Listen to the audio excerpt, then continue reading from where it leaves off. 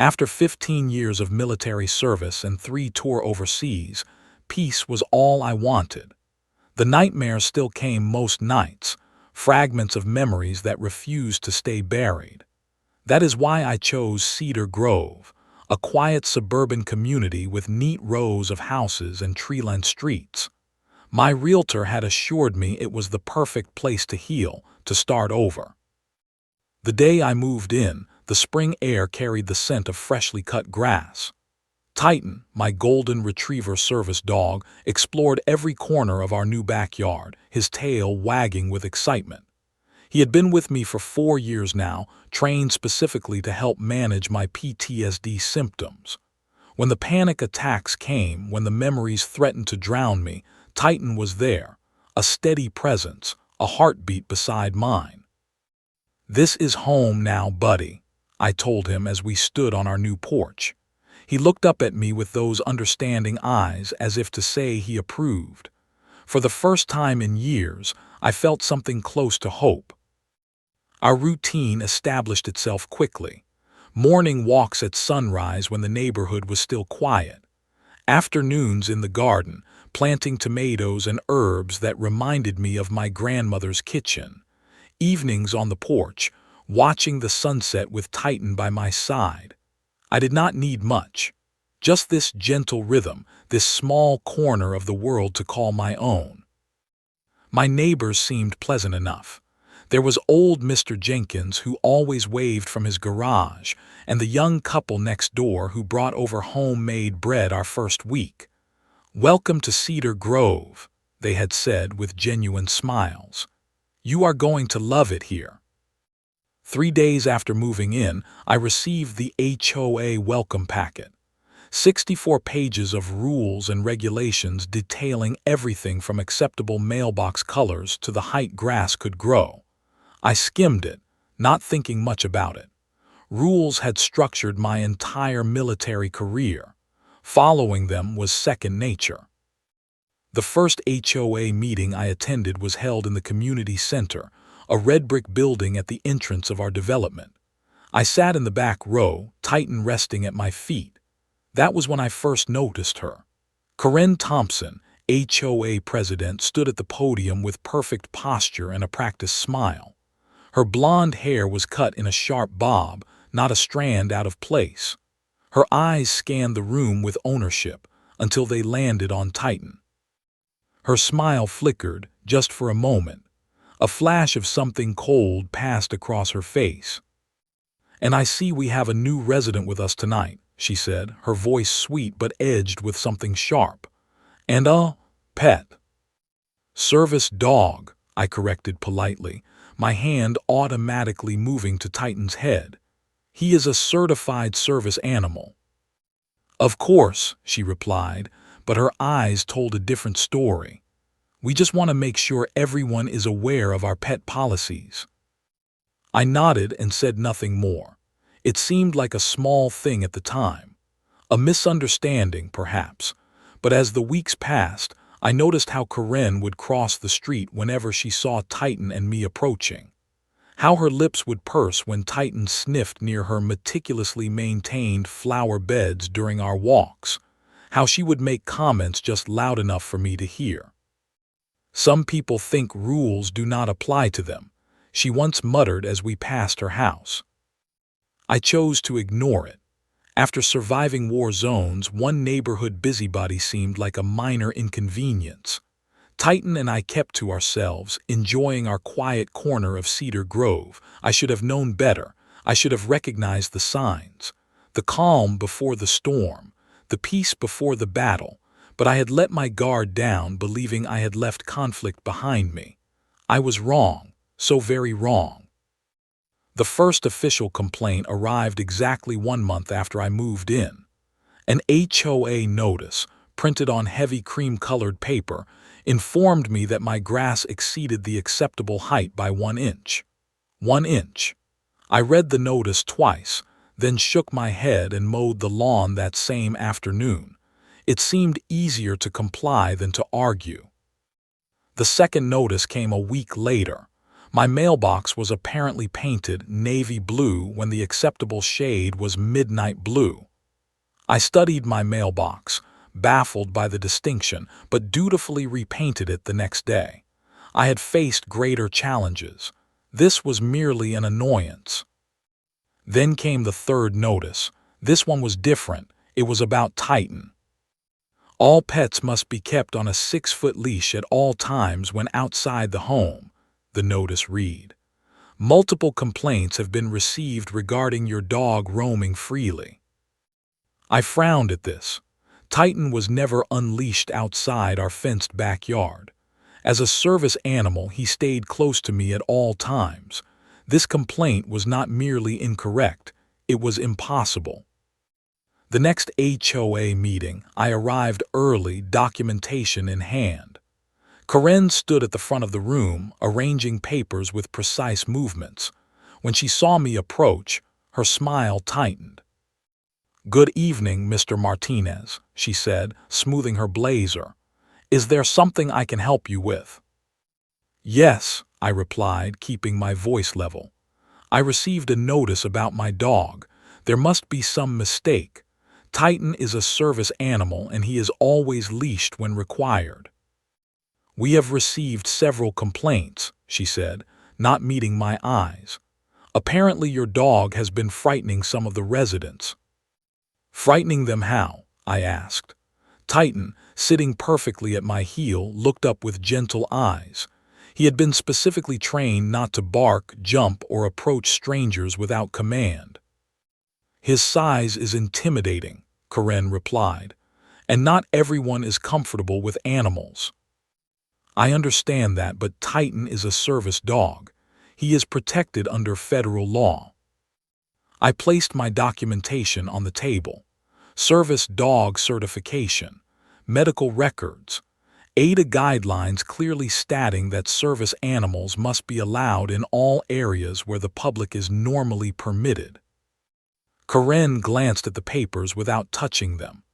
"The HOA has its own rules about animals, Mr. Martinez.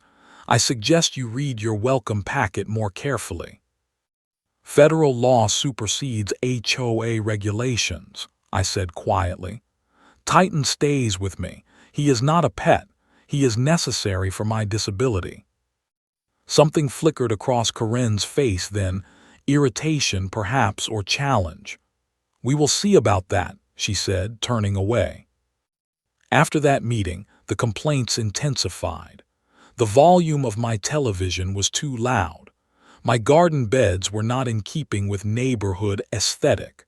My trash cans remained at the curb for 30 minutes past the approved collection time. Each complaint was signed by Karen Thompson, HOA president. Other neighbors began to avoid me. Polite waves became quick nods.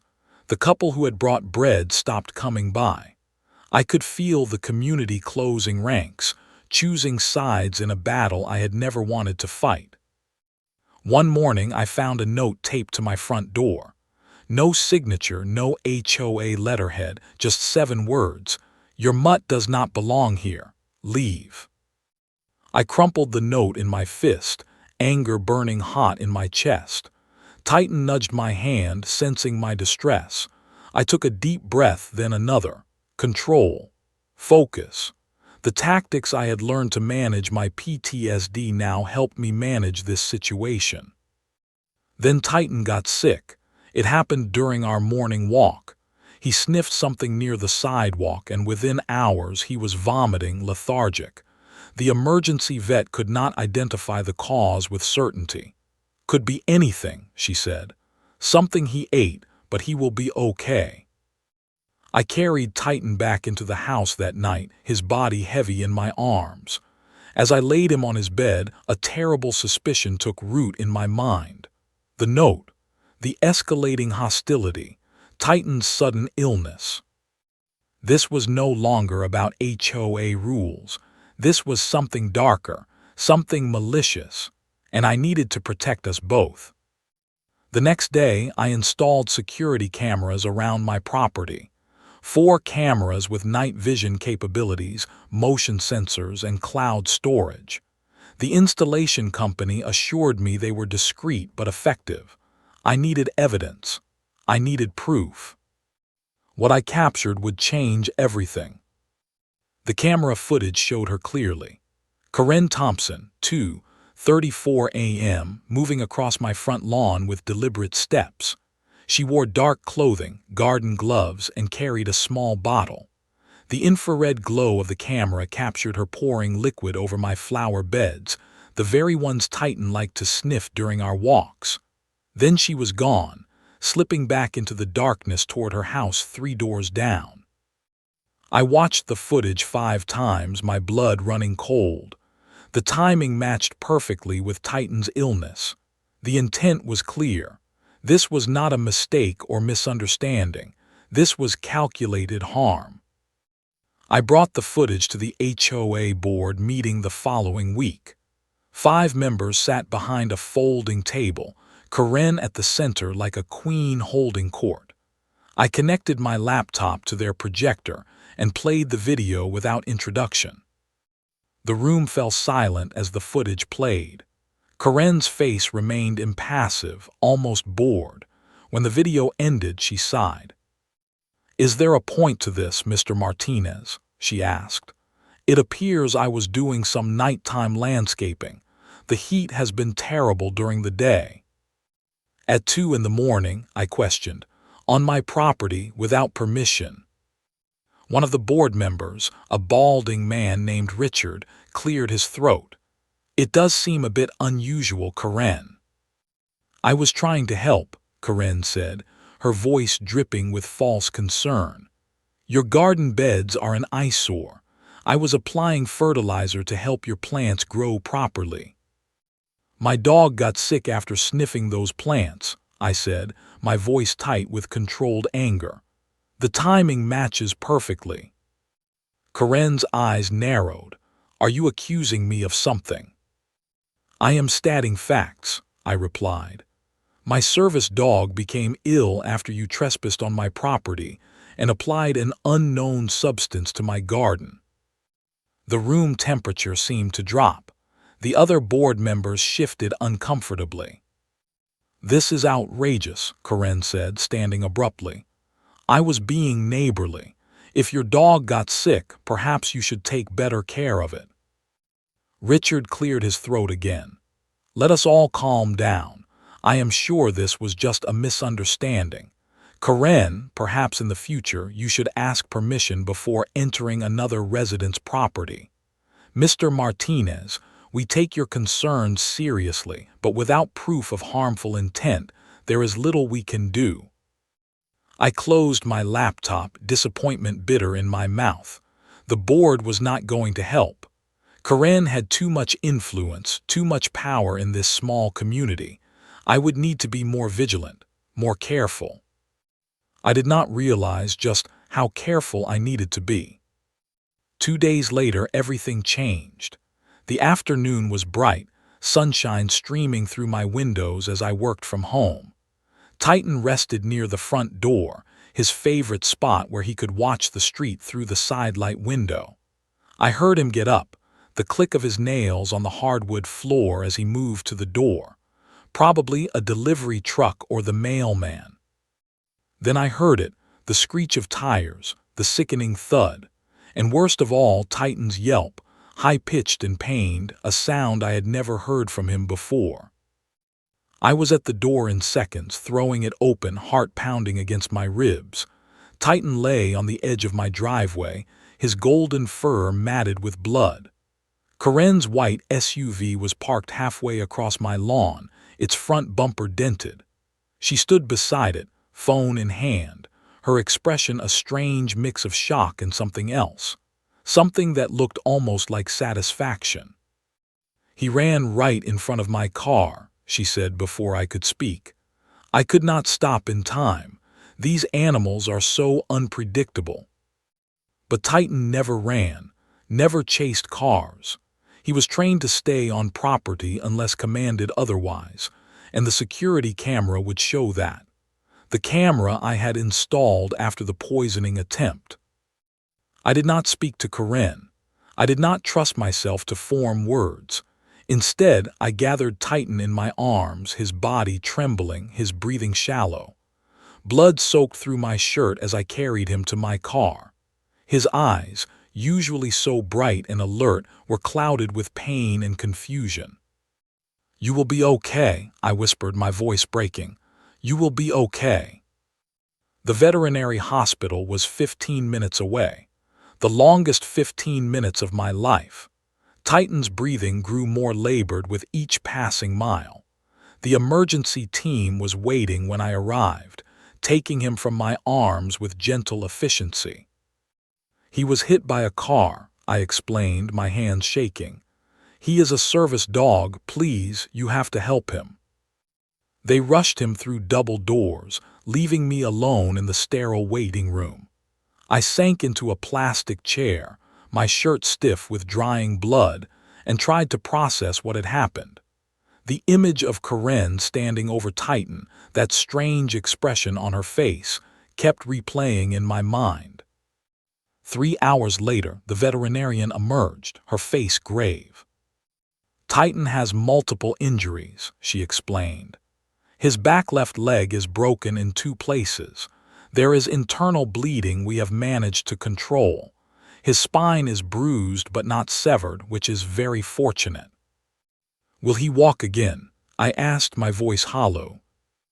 "With therapy, yes, but it will be a long recovery. He will not be able to perform his service duties for some time." The implications hit me like a physical blow. Titan was not just my companion. He was my lifeline, my anchor during panic attacks, my guide when the PTSD symptoms overwhelmed me. "Can I see him?" I asked.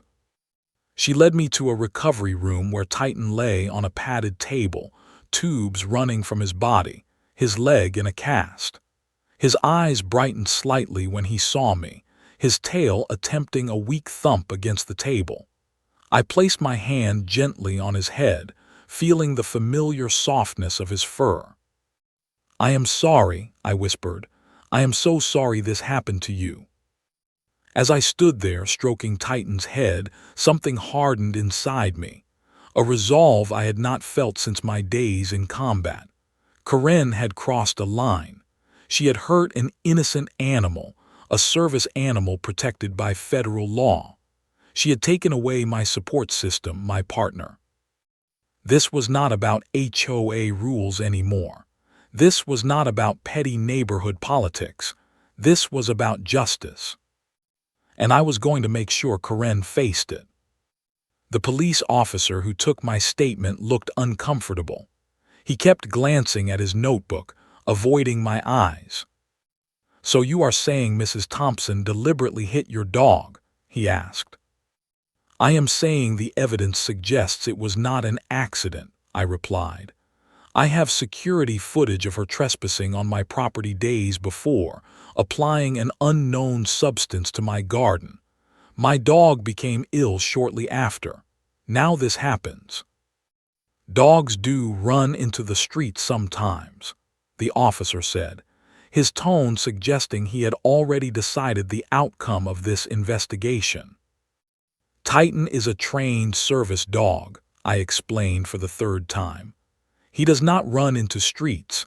He was on my property when he was hit. Mrs. Thompson's car was on my lawn. The security camera will confirm this." The officer nodded, making a note. "We will look into it. In the meantime, I suggest you keep your dog secured." I clenched my jaw, recognizing the dismissal for what it was. Local police, local politics. Karen Thompson, HOA president, respected community member versus the new guy with PTSD and a service dog. I knew how this would play out. That evening, I received a text message from Richard, the HOA board member. "Hate what happened to your dog," it read. "Karen told us it was a terrible accident. HOA is sending flowers." I did not reply. Flowers would not fix Titan's broken leg.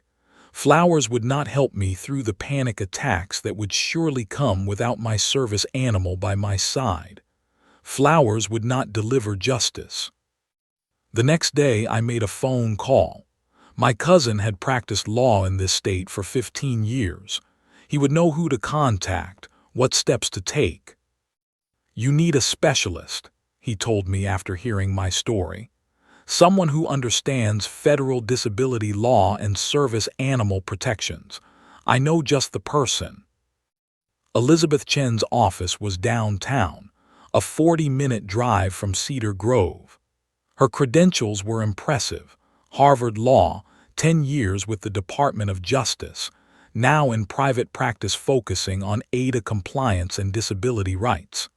She listened without interruption as I explained the situation, showed her the security footage, and presented Titan's service animal certification. When I finished, she leaned forward, her expression serious. "What happened to your dog is not just a neighborly dispute," she said. "It is a federal crime. The Americans with Disabilities Act provides specific protections for service animals. Intentionally harming a service animal is punishable by jail time and substantial fines." "Can we prove it was intentional?" I asked. "The pattern of harassment, the video of her trespassing, the witness statements we will gather. Yes, I believe we can build a strong case." She paused. "But I should warn you, this will not be quick or easy. She will fight back. The HOA will likely close ranks around her." "I understand," I said. "Then let us begin," Elizabeth said, reaching for her legal pad. The formal complaint was filed the following week. Elizabeth did not just file local charges. She went straight to federal court, citing violations of the Americans with Disabilities Act, intentional infliction of emotional distress, and assault on a service animal. Karen was served with the court papers on a Tuesday morning. By Tuesday afternoon, the neighborhood was buzzing with the news. Richard called me, his voice strained. "This has gone too far," he said. "Karen is devastated. She never meant to hurt your dog. She wants to make this right." "She can explain that to the federal judge," I replied. "Federal charges," Richard sounded shocked. "For a dog, come on man, this is excessive." "Titan is not a dog. He is a service animal protected by federal law." My voice was calm, though my hands were shaking. "Karen has been harassing us since we moved in. This was the final straw." "The HOA cannot support this kind of divisiveness," Richard warned. "We have a reputation to maintain." "So do I said. "Mine includes standing up against bullies." The next day, Karen herself appeared at my door. She looked different, smaller somehow, her makeup not quite as perfect, her smile strained. "We need to talk," she said. I did not invite her in. "I have nothing to say to you." "This is ridiculous," she said, her voice shifting from pleasant to sharp. "It was an accident. Anyone could see that. Do you have any idea what these charges will do to my reputation, to my standing in the community? Did you think about consequences when you drove your car into my service dog?" I asked. "It was an accident," she repeated, but her eyes shifted away from mine. "The security footage shows otherwise," I said. "You swerved onto my property. You accelerated toward Titan." For just a moment her mask slipped. A flash of the true Karen, angry, entitled, caught. "Look," she said, her voice softer now, pleading. "I can pay for the vet bills, all of them. I can help with physical therapy, whatever your dog needs. Just drop these absurd charges." "Titan," I said. "His name is Titan." "Fine, Titan." She reached into her purse and pulled out a checkbook. "How much?" $5,010. Write the number." I looked at her standing there, checkbook in hand, thinking she could buy her way out of consequences, thinking money could erase what she had done, thinking her actions should not have repercussions. "The hearing is next month," I said. "I will see you in court." I closed the door on her protests, on her attempts to negotiate. Some things could not be settled with a check. Some things required justice. And Karen Thompson was about to learn exactly what that meant. The federal courthouse was imposing, all marble and oak and echoing corridors. Elizabeth met me at the entrance, her briefcase in hand, her expression confident. "Are you ready for this?" she asked. I nodded, adjusting my tie. Titan remained at the veterinary hospital, still recovering from his third surgery. His absence felt like a physical ache, but I was here for him, for us both. The courtroom was already filling when we entered. I spotted Karen immediately, sitting beside her attorney, a gray-haired man in an expensive suit. She wore a conservative blue dress, her hair pulled back, her expression appropriately somber. The perfect picture of an innocent, respectable community member. Judge Hernandez entered and the proceedings began. Karen's attorney presented their case first. According to him, Karen was a dedicated HOA president, committed to maintaining community standards. The incident with Titan was a tragic accident, nothing more. Mrs. Thompson was driving at an appropriate speed when the dog unexpectedly ran into the street, he argued. She attempted to swerve but could not avoid contact. She immediately stopped to render assistance and has repeatedly offered to pay all medical expenses. Karen testified next, her voice steady, her eyes occasionally glistening with well-timed tears. "I would never intentionally harm an animal," she said. "I was heartbroken when the accident occurred. I have tried multiple times to make amends, but Mr. Martinez has refused all contact." It was a compelling performance. If I had not experienced her harassment firsthand, if I had not seen the security footage, I might have believed her myself. Then it was our turn. Elizabeth approached the stand with measured steps. "Mrs. Thompson, can you explain why your car was on Mr. Martinez's lawn at the time of the incident?" Karen blinked. I swerved to avoid hitting the dog. "Yet the impact occurred on Mr. Martinez's property, not on the street. How do you explain that?" I was trying to avoid a collision." Elizabeth nodded, then connected her laptop to the courtroom's display system. "I would like to present evidence that contradicts Mrs. Thompson's testimony." The security footage played in high definition. Karen's SUV clearly visible, turning sharply onto my lawn, accelerating toward Titan who was sniffing near the mailbox. The impact. Titan's body thrown several feet. Karen exiting her vehicle, phone in hand, that strange smile flickering across her face before she schooled her features into a mask of concern. The courtroom fell silent when the video ended. Karen's attorney leaned over, whispering urgently in her ear. "Mrs. Thompson," Elizabeth continued, "would you like to revise your testimony?" "The video is misleading," Karen insisted. "The angle makes it look like I turned toward the dog, but I was actually trying to avoid him." "Then perhaps you can explain this," Elizabeth said, playing a second clip. This one showed Karen trespassing on my property days before, applying liquid to my garden. "Can you tell the court what substance you were applying to Mr. Martinez's plants at 2:34 in the morning?" Karen's composure began to crack. "As I told the HOA board, it was fertilizer. Fertilizer that made a service animal violently ill," Elizabeth noted. "And can you explain why you were applying fertilizer to someone else's property without permission, in the middle of the night?" "I was trying to help," Karen said, her voice rising slightly. "His yard was an eyesore." "Mrs. Thompson, are you aware of the multiple complaints you filed against Mr. Martinez since he moved in?" "I file complaints against any resident who violates HOA guidelines." Elizabeth presented a stack of documents. 27 complaints in 3 months, all against Mr. Martinez.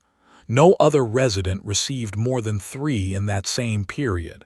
How do you explain that disparity?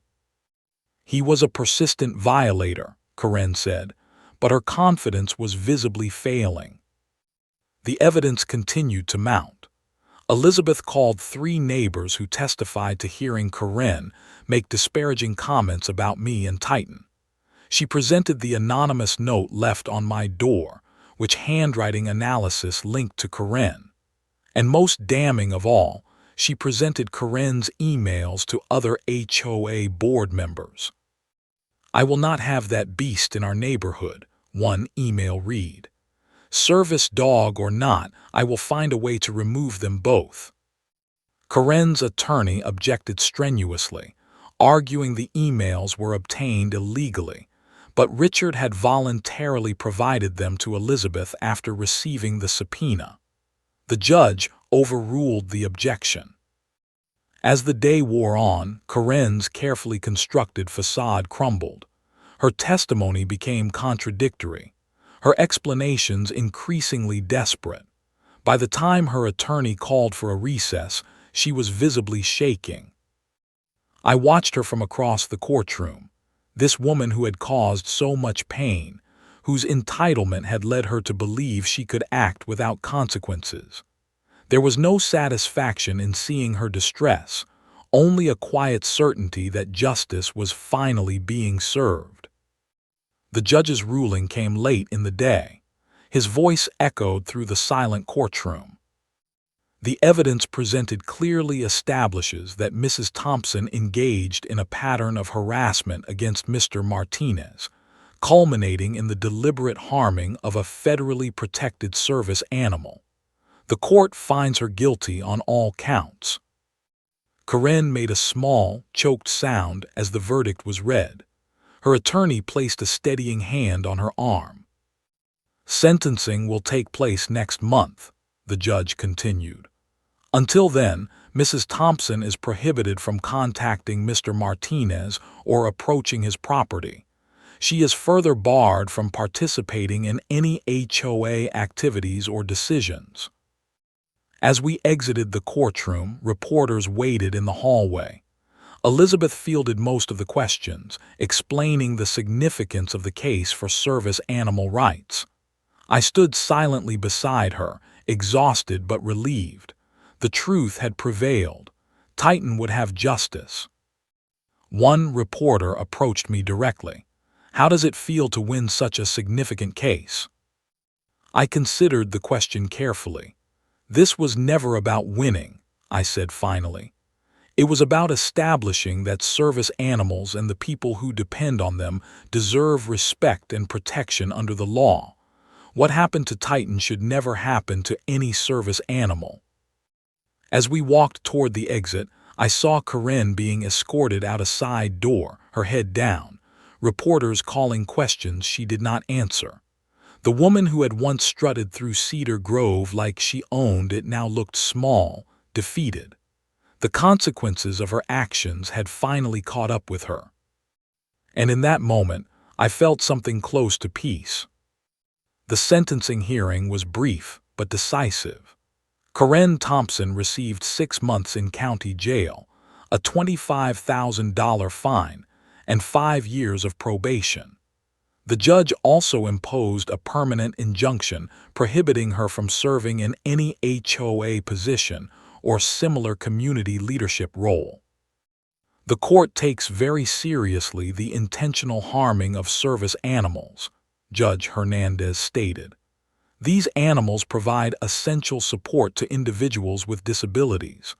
Attacking a service animal is, in effect, attacking the person who depends on that animal.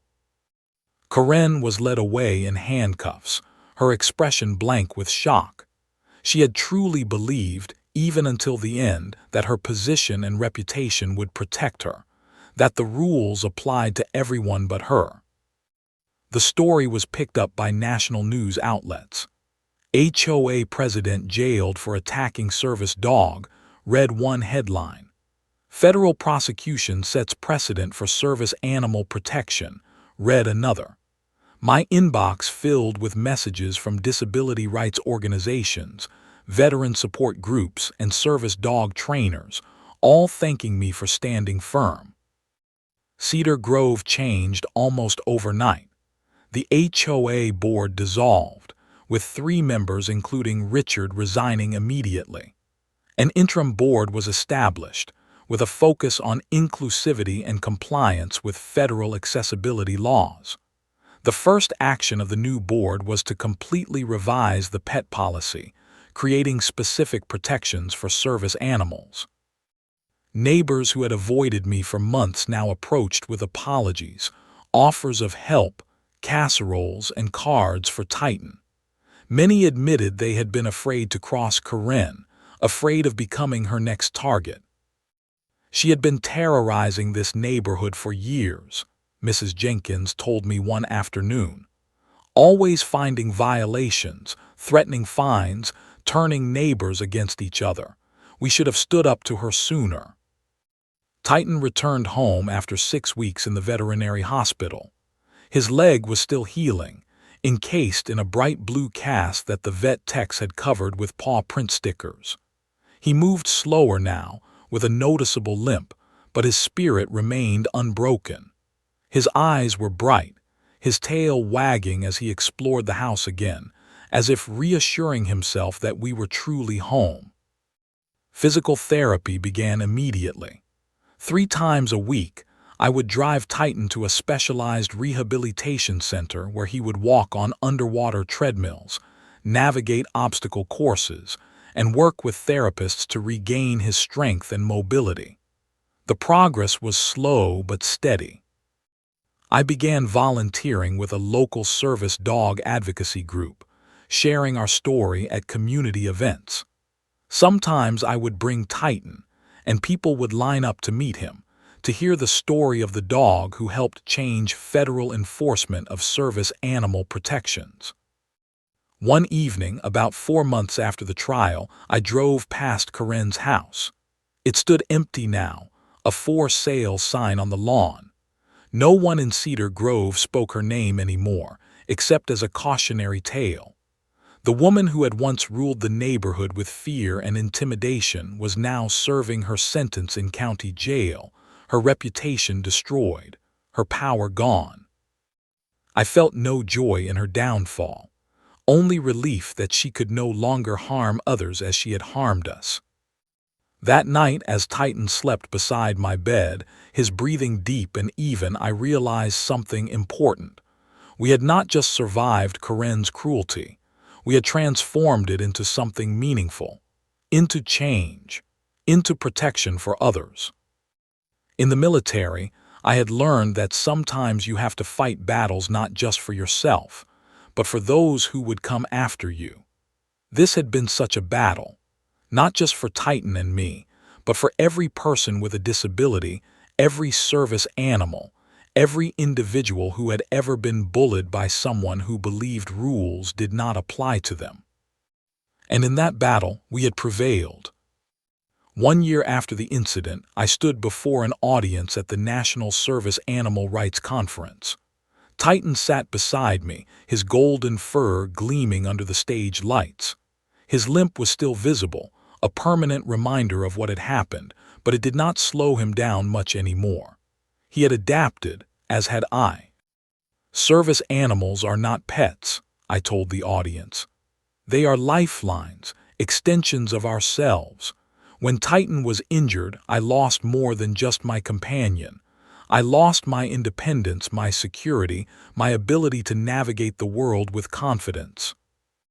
The room was silent, hundreds of people listening intently, some with service animals of their own by their sides.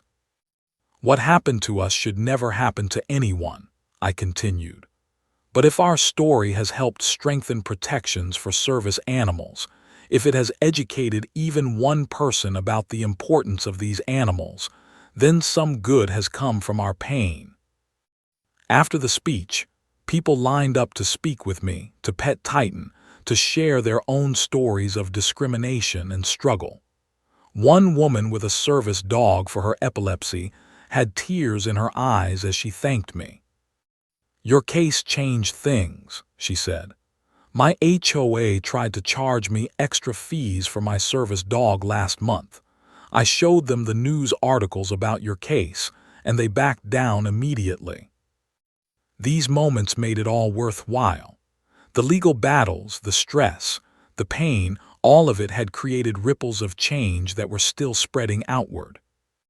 Back home, Cedar Grove had transformed. The new HOA board included 2 members with disabilities, including a woman with a hearing assistance dog. Community events now regularly featured disability awareness components. The neighborhood newsletter included a monthly column on accessibility issues. Even Karen's former allies had changed their tune. Richard, who had once defended her actions, now led a community initiative to make all public spaces in Cedar Grove accessible. He had apologized to me personally, admitting he had enabled Karen's behavior for years out of fear and misplaced loyalty. "I should have stood up to her," he had said. "We all should have." The final piece of closure came 6 months after Karen's release from jail. I received a letter, forwarded through my attorney. Karen had moved across the country, started therapy, and was, according to her letter, working to understand the entitlement and prejudice that had driven her actions. "I am not asking for forgiveness," she wrote. "I do not deserve it, but I want you to know that I am trying to become a better person. Your courage in standing up to me has forced me to face truths about myself I spent a lifetime avoiding." I did not respond to the letter. Some chapters are better left closed, but I did not throw it away either. It represented something important, the possibility of change, of growth, even after terrible mistakes. Titan and I settled into our new normal. His service duties had changed somewhat due to his injuries, but he had adapted, finding new ways to alert me to oncoming panic attacks, to ground me during flashbacks. We had both learned resilience in new ways. One evening, as we sat on the porch watching the sunset, my new neighbor stopped by with her daughter. The little girl approached Titan carefully, having learned that service dogs should not be petted without permission. "Can I say hello to Titan?" she asked politely.